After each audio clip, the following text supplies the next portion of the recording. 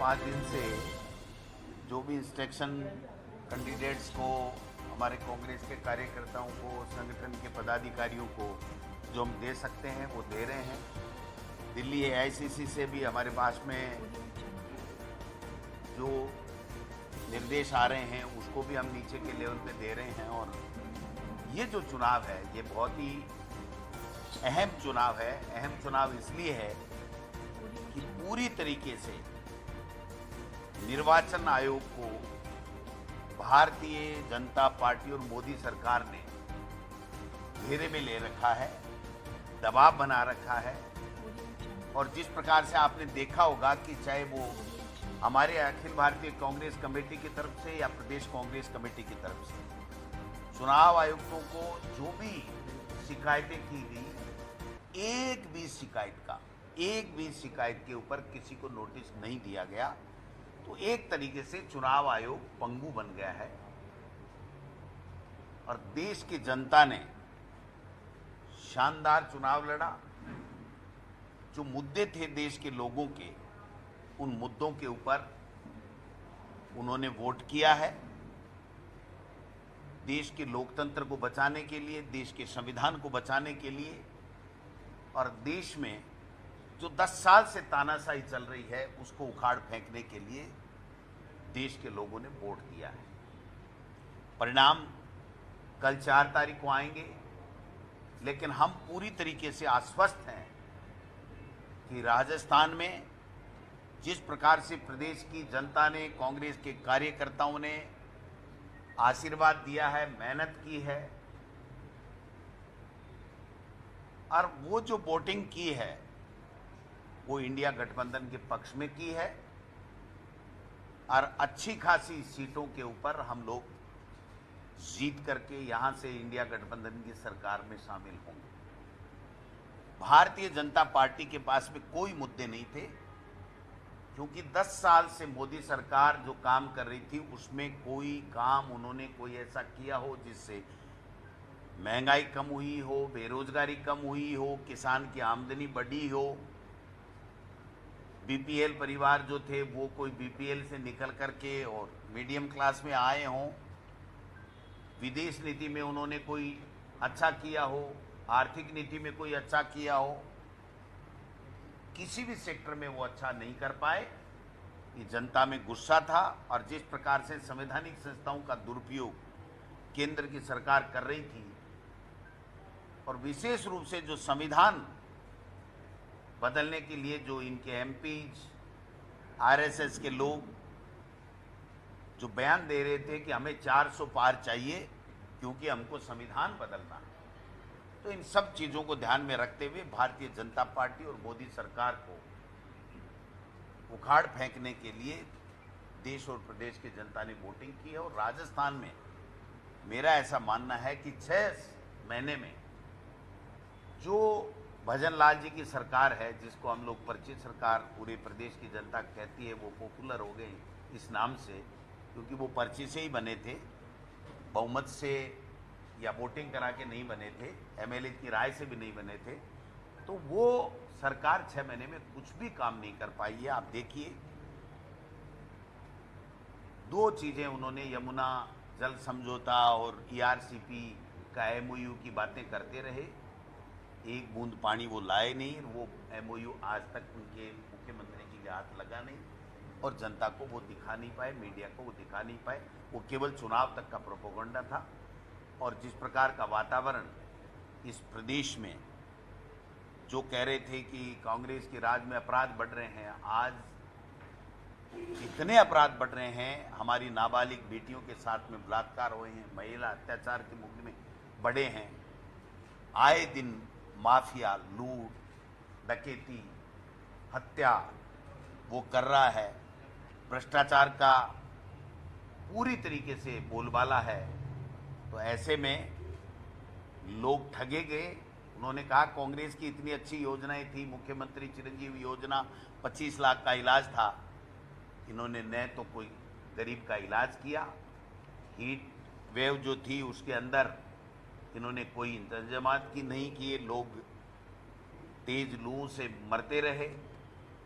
और यहाँ एसएमएस में 50-50 डेड बॉडी रोजाना आ रही थी, आधी से ज़्यादा वहाँ पर अज्ञात डेड बॉडी थी जो बेचारे कमाने खाने के लिए मजदूरी करने के लिए यहाँ आए हुए थे, उनकी पहचान तक नहीं की गई, इनके कान पे जू नहीं रहेगी।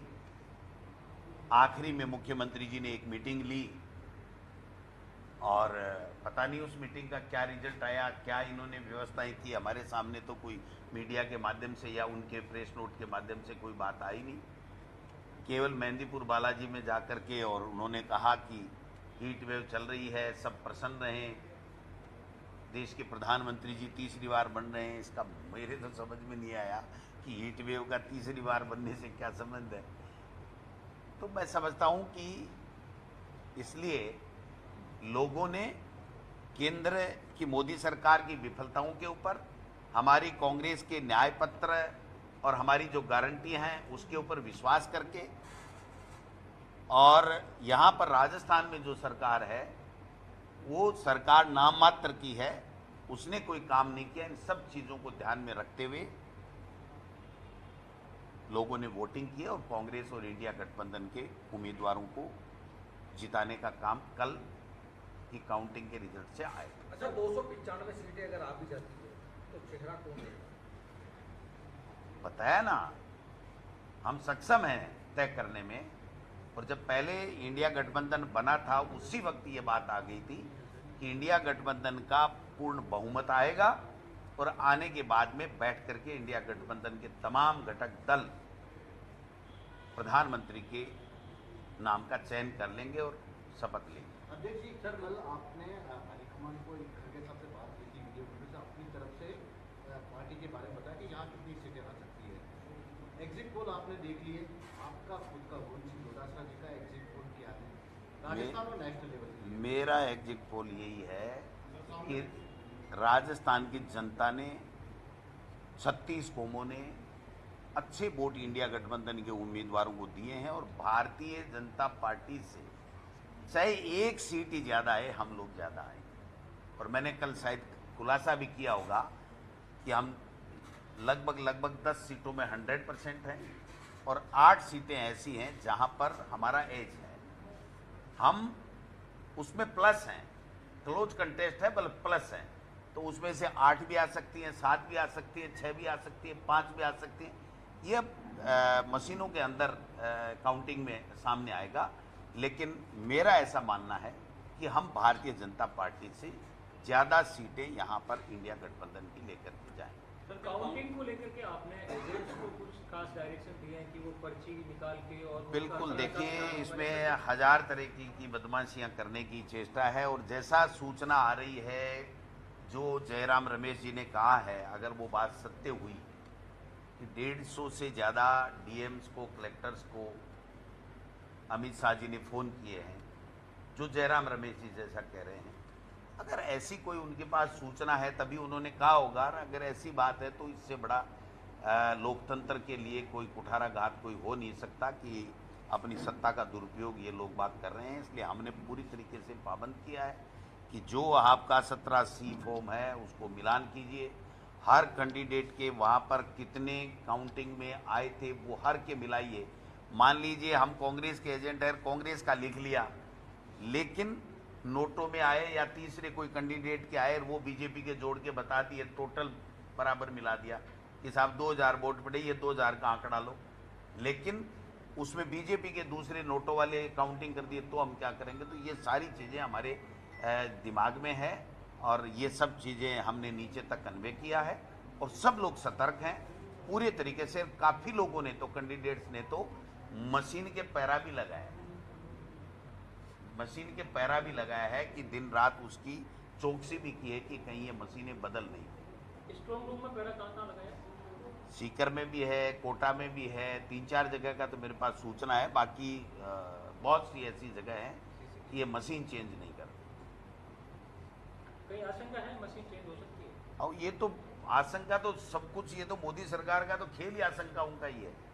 ये तो पूरा का पूरा आप बताओ कि जो एग्जिट पोल आए उसमें जितनी सीटों पे जिस पार्टी ने चुनाव नहीं लड़ा उससे दुगुनी सीटें दे रहे हैं। तो आप बताओ उस एग्जिट पोल का और मोदी जी का जो ये एक तरीके से जो बनाया हुआ है उसका क्या करें आप बताओ।